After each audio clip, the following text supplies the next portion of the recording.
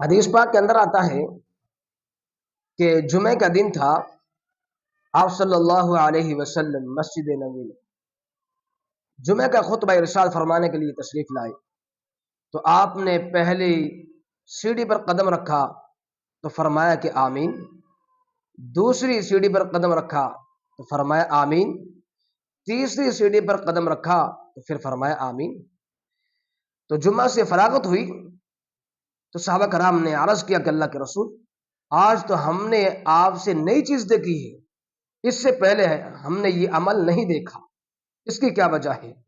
تو آپ صلی اللہ علیہ وسلم نے فرمایا کہ میرے صحابہ، جبرائیل امین تشریف لائے، انہوں نے 3 بددعائیں کی۔ بددعائیں کرنے والا کون؟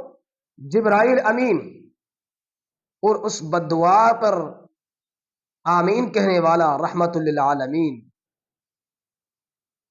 کہاں ہو رہی ہے؟ مسجد نبی۔ جبرائیل امین نے کیا فرمایا؟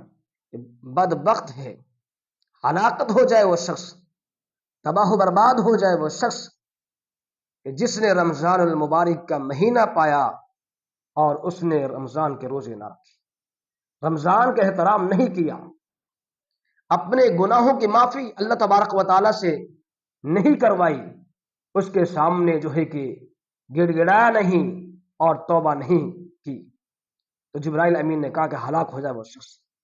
تو آپ صلی اللہ علیہ وسلم فرمایا کہ میں نے اس پر آمین کی، یعنی کہ آپ نے اس کی تصدیق کی مہر لگا دی۔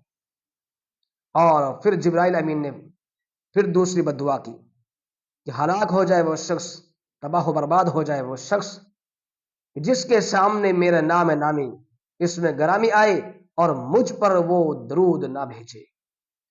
یہ بددعائیں جبرائیل امین کر رہے ہیں اور اس پر آمین آپ صلی اللہ علیہ وسلم۔ اور تیسری بددعا کیا ہے؟ تیسری بددعا یہ ہے کہ جس کے ماں باپ زندہ ہوں اور ان کی خدمت کر کے ان کو راضی کر کے جنت حاصل نہ کر لے، تو جبرائیل امین نے اس پر بھی بددعا فرمائی اور میں نے اس بددعا کی تصدیق کی، آمین کہے۔ تو یہ 3 بددعا ہیں جبرائیل امین کی، تو ہمیں ان تینوں بددعاؤں سے بچنا چاہیے۔ اور جو کہ رمضان المبارک کا مہینہ بھی ہے، اور روزے رکھیں جو رہ چکے ہیں باقی، اور رمضان کا احترام بھی کریں، اپنے گناہوں کی معافی بھی مانگیں، اور اسی طریقے سے اگر آپ صلی اللہ علیہ وسلم کا نام آ جائے تو اس پر درود پڑھیں۔ اور تیسرا جو کہ اگر ماں باپ زندہ ہیں تو ان کو راضی کر کے جنت حاصل کریں۔ اللہ پاک عمل کی توفیق عطا فرمائے۔